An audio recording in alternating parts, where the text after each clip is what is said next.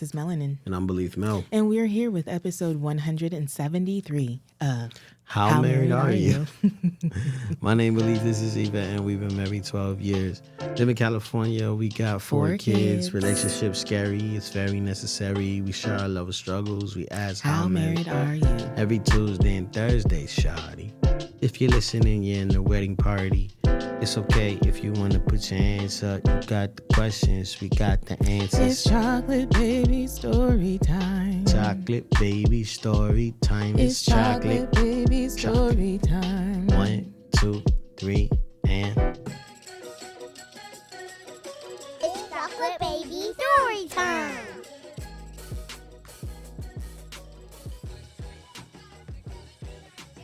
Alright, so last night, I took the OP to the Flash World Premiere. DC's The Flash World Premiere. It was very fun.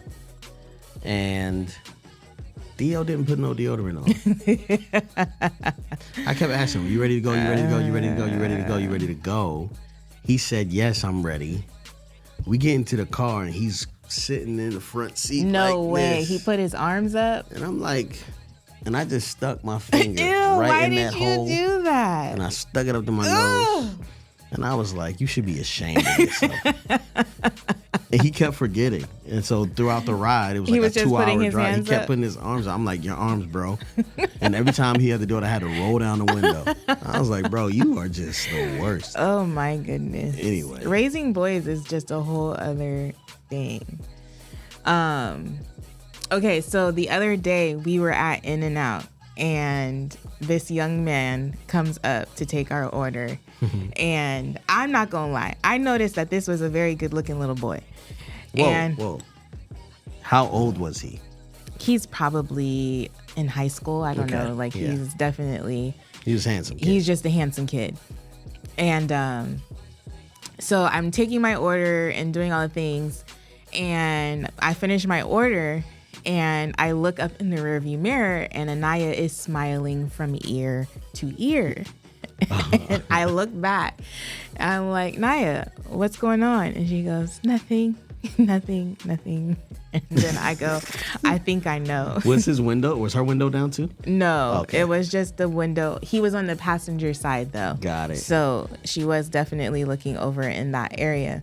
But I turn around and Anaya's smiling big. I ask her knowingly why she's smiling. She wants to tell me in my ear. And I'm like, I'm in the front seat. Da, da, da.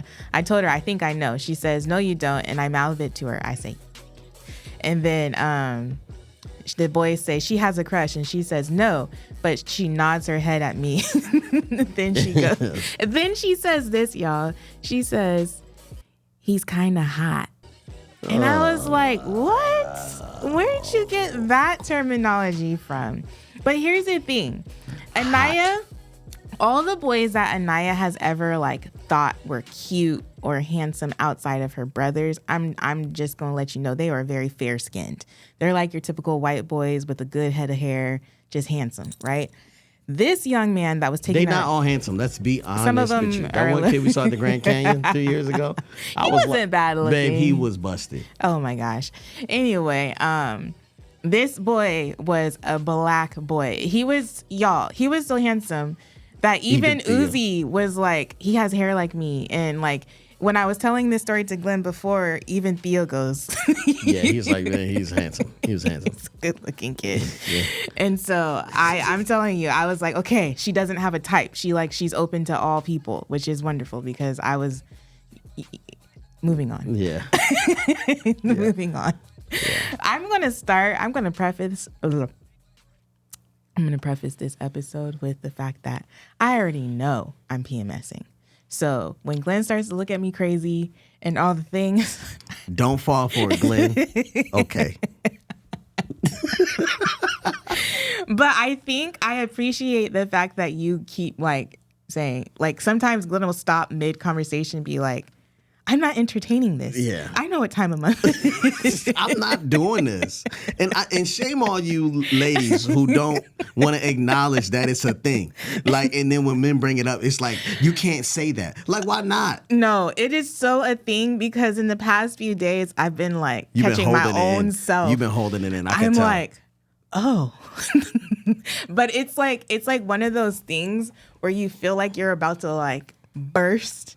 But I'm like, nope, I got self-control. I could do this. I can. You might as well just let it happen. I can't because I don't want anybody to have anything to say about me or to me. As long as we both know what's happening, I know my bangs we're are fine. But as long as it's not in denial, that's what I can't stand is the denial. You know what I'm saying? I hate it. Being a woman is not fair sometimes. Tough. That's not right. It's really not fair. You guys got the short hand of the stick for sure. Yeah.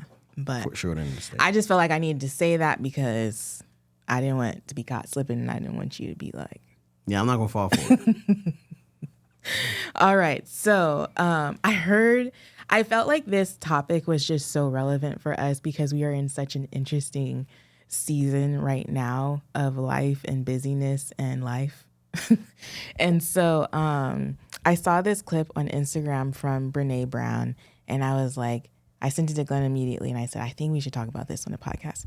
And so I'm going to let her speak from her mouth and then we'll come chime in. And we are watching a clip, not a full episode of anything. And we're not going to watch a full episode of anything. We're just going to talk about the clip because we feel like it's relevant. Yes.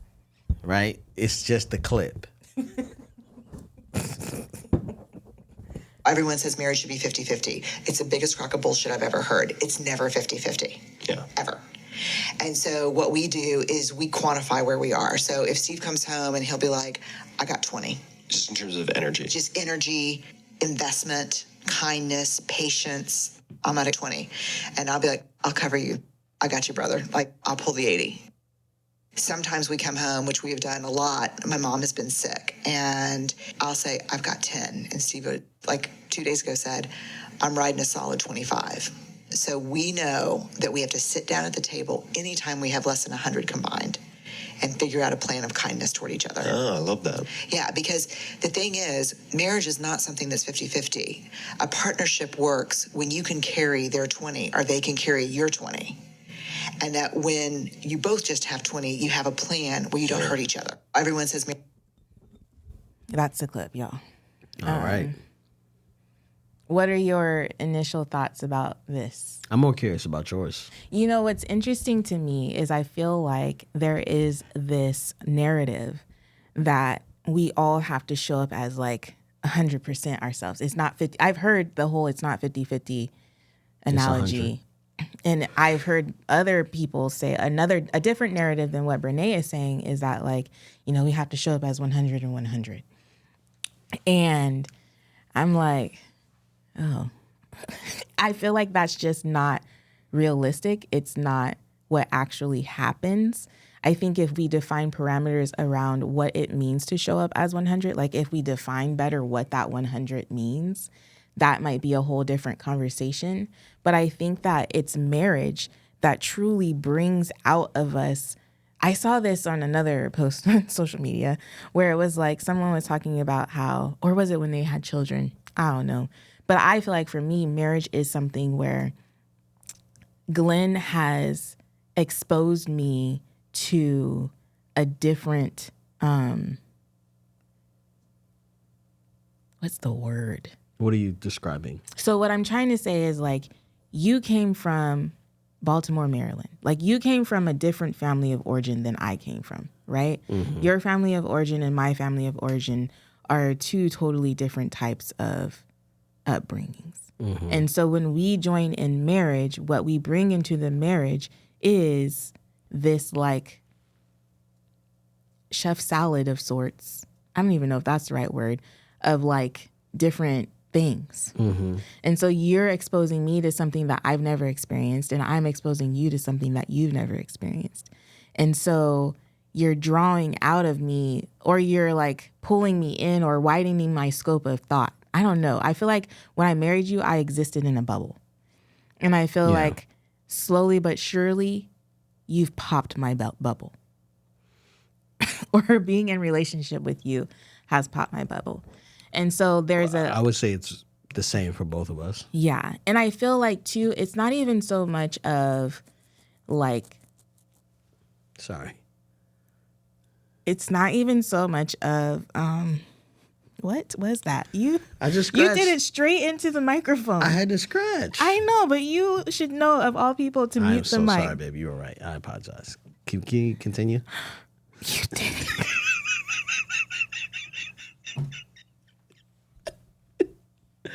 Babe, you're right. You're right. I shouldn't have did that. I should have muted. You're right. I'm sorry. What I'm trying to say is that you have awakened a new thing in me of healing or becoming. Does that make sense? What I'm trying to say, like, I would dare to say that my perspective of myself coming into relationship with you was that I may or may not have had it all together. What? I'm not even gonna lie. What do you mean by that? I mean, like, I thought I was pretty, like, put together, you know, like, well put together. Like, so did I, though. Like, wait, stop it. I got in here. It was like, all right, I got you. Like, from the outside, there was so much, you know, it was so, like, it's like, you know, you look at the bed and it's made. The corners are all perfect, you know what I'm saying? But then you lift the comforter up And it's like- crumbs. Wait, is this a literal? What are you doing No, right now? I'm just saying, like, there's like little, it's not messy. The sheets are wrinkled. No, They're it's not all the way wrink- pulled back. No, because that would mean it's perfect. It's just like there's just things. And like, I look like the thing, though. What? So I look like I'm not put together. It wasn't a surprise what you were getting yourself into. Whoa. I think I'm getting offended. Okay. I'm going to try not to, though. I'm not saying that you surprised me, right? I'm saying that I didn't surprise you, correct? Like when you first came home, okay, before you even moved in the house, and I left the house. Remember the first time you went to the house and I pooped in the toilet? And it got stopped up at Mardi and you had to plunge my poop? Oh my gosh. That was before we were married.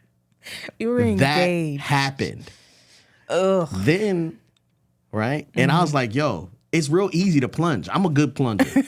I know how to plunge stuff. You ain't good at plunging. Right? Would you say that? So then I think the maintenance dude had to do it or something crazy like that. Or maybe did you No, plunge I it? think I figured it out. You figured it out. So when week 6 and you see the strand of clothes going to me, that wasn't like, this is out of character. That was right on brand for me. That was right on brand. Okay. So I'm just saying it wasn't like a surprise. Okay. Now. So okay. So go no, ahead. come on now. All right. No. Now tell me what surprised you. Come on, let's go there. Well, Oh my gosh. the school loans surprised me. Yes, that surprised me too. Yeah, the school loans was like, what is this? Yes. That was like, okay, cool. So we have a bunch of debt. I had just graduated, y'all. She had just graduated college. Yeah. But then, yeah, that was tough. And because you were getting a Math for America stipend, and I was just kind of like, Why aren't you using this to go towards the debt? I didn't know I had the debt. yeah, it was wild. That was kind of like, so I think that I wouldn't say that I popped your bubble. I just felt like I gave you freedom to like not be perfect or not appear perfect, maybe. I think you gave me permission to show up more. I don't even know if it was like you giving me permission, because I feel like what it was is that I had never experienced that level of intimacy with anyone before. I think that when I look back at the relationships that I had growing up, there were very few people that I could just completely be myself with. And you were probably the first person outside of like family. You know what I'm saying? Mm-hmm. And even with family, it was like, was I really completely myself? I don't know when you were actually your full self with me. I feel like you're actually less of your full self now sometimes. Really? Yeah. What? Yeah. Well, not now. Now you're completely, I feel like you are completely free. But there was a period of kind of being like, you were almost like embarrassed or something. Maybe. I don't know. But I would say that we have definitely come from a place where when we first got in that introduction, like moving in and all that stuff, there was me really just paying a lot of attention and trying to like do well, and then realizing like slowly but surely, you know, and that's when we got to the 10-year mark, like from year 1 to 10 years is when I was just kind of like, oh yeah, we're out on that. Like we're out on trying to make her happy. We're out on, you know, like trying to please her, of course, always, you know what I'm saying? But trying to make her happy, I can't do that. You know, that's a solo mission. I can add to that. I can give opportunities but I cannot make this person happy. And I also can't enforce the boundaries for her to protect herself. She has to do that. Because otherwise, then I'm controlling, manipulative, you know what I mean? Yeah. But I do appreciate, because what you did to me was you gave me accountability without shame or guilt, which I didn't recognize as a thing. You know what I'm saying? Like, you would just ask sharp questions, and I'm like, I don't like how I feel after that. But it wasn't because of how you said it. It was more because I didn't have an answer to your question. You know, even though it could have been probably worded differently. You know what I mean? No, for sure. Do you not agree? No, you're probably right. No, I'm right. Oh, yes. Would you? What? All right. So here's why I say I'm right in this sense. Okay. Because if I was to ask you questions like you asked me, You do. I do not. How do I ask questions? Give me an example. How do I ask questions? How do you ask questions? Okay. Yeah. You ask questions like, give me a topic. Travel. Okay. So travel. All right. So let's go. Did you book your flights yet? Did you book your flights? Are you gonna book your flights, or what's gonna happen? You know what I'm saying? Like, that's how you would ask questions. I would say, are you gonna read those books while we're gone? Wait, what? All right, okay. I don't think this example. is a good one. Okay. So, dang, I'm trying to think of Yes, another please. example. Another example, like, you know, like when you ask questions, it's like, all right, so you really are gonna, you know, you have 5 years. You don't have. I trust you with my family, my future, and you have 5 years planned out. And how would you have asked it? My question, very similar, was, how do you plan on making money from this? And then I feel like it's I feel like it gives the same energy. really? Yeah, I Okay, feel like okay. your question is worse. Okay. I don't know why. Wow. I don't know why. Okay, I feel attacked when you ask me that question. Exactly. That's my point. So I say, you're saying you ask the questions better? no. I'm just saying, I appreciate how you ask me questions. Because the thing is, I was saying is that, like, you ask me questions without, and I don't feel shame or guilt. There still could be asked better. And you said probably, and I said definitely. It definitely can be asked better. Oh, I thought you said, I feel like we should rewind the tape. I feel like you said something like, is that how you ask the questions? No.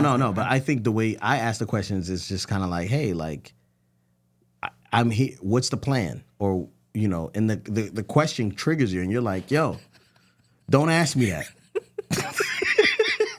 Because I think, okay, this is so like far away from what we're talking about, but I feel like and I think we've talked about this before, where it's often I'm right now thinking about, like for me, right now in this moment, we leave early tomorrow morning to go wherever.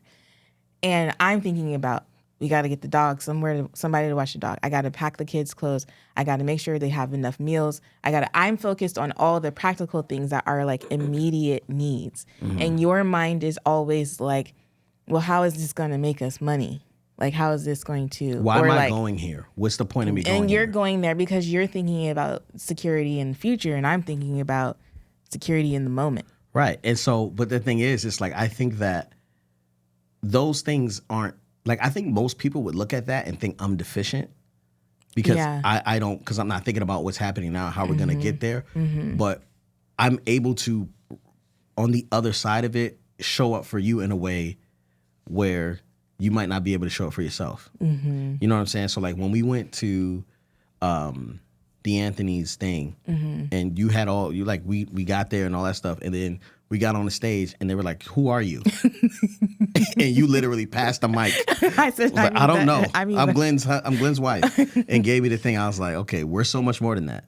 Yeah. You know what I'm saying? So like, I'm able to be that. So you get me there, and I can do my thing. You know what I mean? Mm-hmm. I don't know. You know what I'm saying? And it might not be. And I, man, that's such a good point. I feel like that is exactly like what it is, like sometimes. And I think maybe this is going back to the like whole whatever, but I feel like so much of the time it's kind of like, ugh, I have to think about packing myself, the kids, where they're going to be, who they're going to be with, coordinating this, that, and the other in order to get us somewhere. But you've already planned what happens when we get there. You know what I mean? And I think that is basically what Brene is saying, is that sometimes some of us, we have to carry a certain extent. And I don't even think, like, even when she talks about, okay, I got 25, you got 75, okay, we good type thing. I think even when she talks about that, you'd think that 75 is more valuable than the 25. You know what I'm saying? But when you think about it, like, let's say someone's starting a business and they say, hey, I need an investor. And the investor invests, like, they're like, hey, I got $25,000 for you. And then this company grows and it becomes like $1 billion company.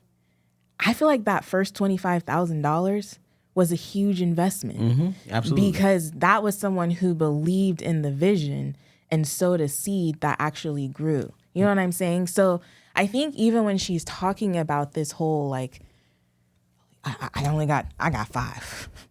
Like, I got 5, I can show up for 5. Like, I don't necessarily think that it's a value attached to the percentage. It's just, what do you got to give right now? Because we gotta make 100 some kind of way. You know what I mean? Right. So, and this is what I'm thinking too, because like the 25. All right. So like I have my editors get a video to 80%. Yeah. It is a 80% done video. Yeah. Without my 20, the video is trash. Yeah. Without my 20%, the 20% or the 10% I have to add is literally everything. You know what I'm saying? Now, it's not taking away the work that they did. It's still valuable. Yes. But like without me putting whatever I have to put on it, it doesn't necessarily work. Yeah. You know? And so when we talk about we parent different. Ooh. So we're sitting here like, you're like, man, I gotta do this. I'm like, man, if we just take 1 week and teach these kids how to make chicken and rice, we ain't gotta do it no more. Right? And that 1 week is going to be harder, but I'd rather put up the 100 right then and there so that we never have to do it again. You know what I'm saying? And so like we just work differently. We do. And so I'm like, I could show up, but do you really want me to show up? Because I'm going to show up at a 400. So I only have to be 100 one time. And if rest, I can be 10, I can be 5 and 15. You know what I'm saying by that? I do understand what you're saying. But that's just me, though. Because what it looks like is that the value was like, well, she does everything. That's what it looks like. That's how you're explaining it. It's like, well, I got to do this, I got to do that, I got to do this. And it's kind of like, yeah, you know, or we can develop a system that, you know, kind of does it for us, you know? No. Yes. No, you don't. No, you're not hearing me. But that's okay. I do hear you. I hear you every time you say the same thing. Yeah. Yeah. You're trying so hard. I appreciate it. Thank you. I appreciate it. So what do you have to say about this 5?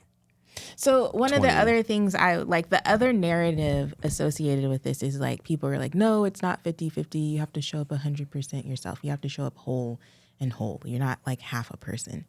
And I think that like being in relationships so close with like Glenn, or even becoming a mother and even becoming an adult and then being a child of parents, you know, like experiencing childhood in adulthood. There's something about all of that like wakes up this like, hey, now I gotta like work through some stuff. Like there are some foundational issues that I have to work through in order to navigate these other relationships that I have. Does that make sense? And so I don't feel like, and I don't even know if we will ever be whole. Maybe this is too far-fetched. Maybe I'm going too far into my thoughts. But you know what I'm saying? Like, maybe I'm thinking about healed versus whole. Is there a difference? Is it the same thing? I don't know. Mm-hmm. I think that's probably where I'm mixed up right now, because I'm thinking about our healing journey versus like being whole. What does it mean to show up whole versus what does it mean to show up healed? I'm going to have to sit with that a little longer. Yeah, I'm just thinking about showing up or not. Yeah. Am I showing up or not? Because I can show up. The thing is, I have to show up either way. Facts. Healed or whole, I have to show up. So when I get there, I'm kind of like, I don't want to do certain things. Mm-hmm. And just because you want to do them, that doesn't mean I'm going to do them. You know what I'm saying? Mm-hmm. Like, you know, I think about this season of life, and we have to really give ourselves a lot more grace. And if you are a parent and your parents are alive and you have past traumas and a future hope, right? Then you are basically in an enclosed space. You are in a box that is closing in from the top to the bottom and side to side, like every direction, because you're thinking about your future. Your past feels like it's always coming up. Your children are rising up, you know what I'm saying? And they're getting older and they're doing everything you're doing, and your parents are coming down on you because they want more. You know what I'm saying? Like, so you're just kind of stuck in this box and you're trying to, right? Yeah, I'm just feeling a little like anxious right now. Yeah. And so once you start trying to give to everybody and not yourself, how you gonna be whole?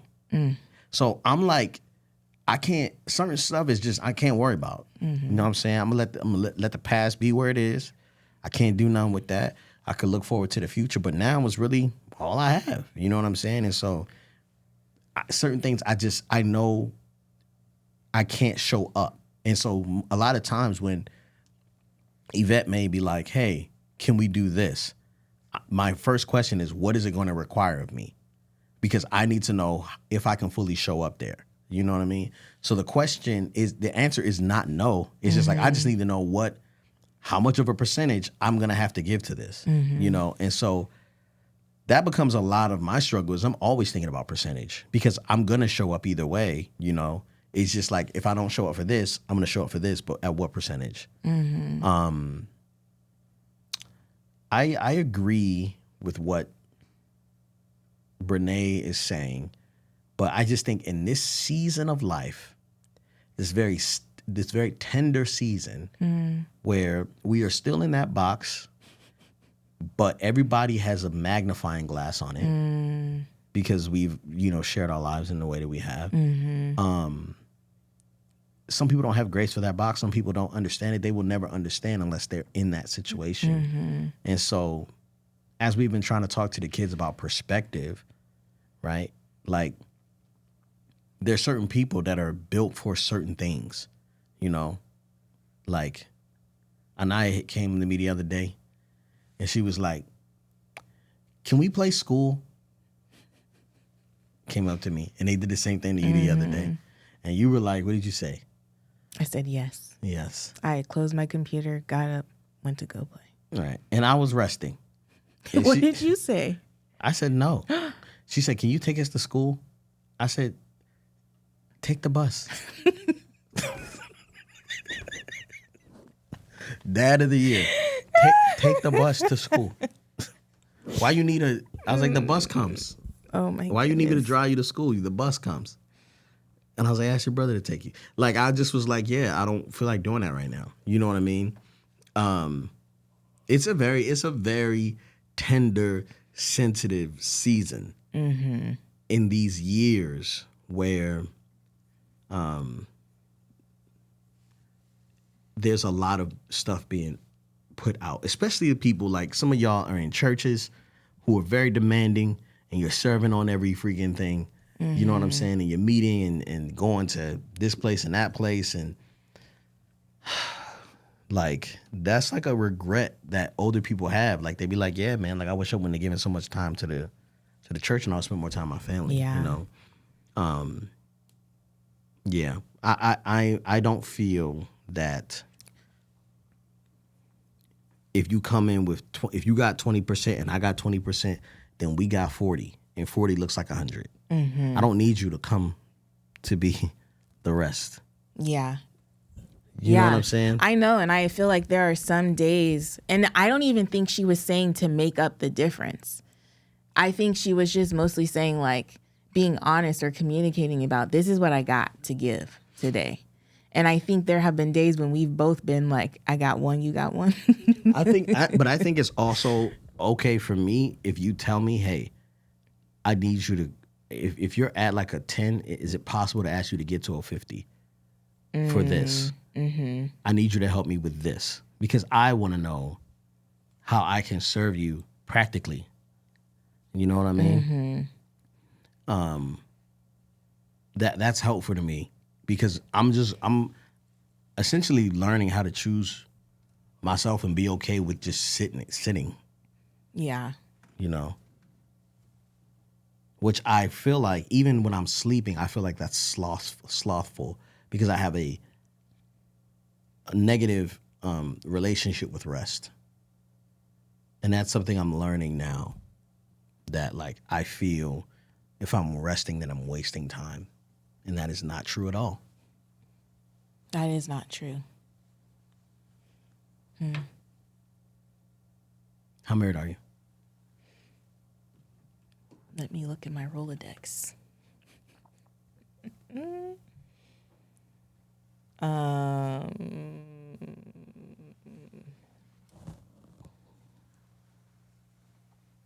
have like a bunch of stuff from when we traveled. Okay, go ahead. All right, y'all. So there are a couple things you should know about me. I think that for the most part, I'm an introvert. Would you say that? Yeah. I kind of keep to myself. I can be social, Super introverted. but I am very definitely like, you know? And so when we went to Atlanta for the Be Married event, we went over to D. Anthony's house, right? And when we walk into the home, he's got a bunch of people in there. We don't know nobody. We don't know anybody. Not too many people, but he's got a bunch of people in there. And shout out to D'Anthony. He don't really be communicating at all. He made it seem like everybody who was going to be speaking was going to be at his house. Yeah. Anyway. I don't know. I wasn't even in the communication, whatever. So we walk in there. There's a bunch of people in there. I kind of have to like shoulder my way in to like the conversation, you know, because it's obvious these people have history, chemistry, all the things. I'm a new person.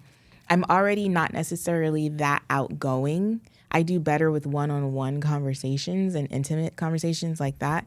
And so I'm like trying to like get in where I fit in. Glenn is this charismatic, fun-loving guy. He's just like, I'm sorry, he's not fun-loving, but I mean, I didn't mean for it to sound like it sounded.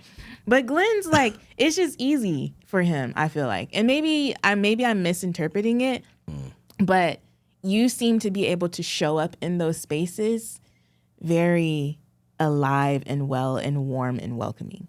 And I feel like I might have an RBF sometimes. And so I have to Absolutely. Sorry. And so I just have to smile. Like I try to make sure I'm smiling. And then if I do it too long and it's not genuine, my lip starts to quiver. It's just a whole thing, y'all. It's a whole thing. And so we get there, we're engaging in conversation. This, mind you, this is my first time meeting D. Anthony and Rachel. Mm-hmm. I don't even know that I've ever even like really talked to either of them on social media like that. Mm-hmm. So it's cool. I'm here. We are there for 2, 3, maybe 3 hours. And I finally do the whole, I'm ready to go. You know, like, let's go. Right? So I'm like, let's go. And I did this because I knew that there was another couple coming that if they got there, it would be harder for us to leave. Kier and Noemi. Kier's my yes, friend. I love them. I adore them. But I'm like, y'all, you are like 3 hours behind schedule. I'm ready.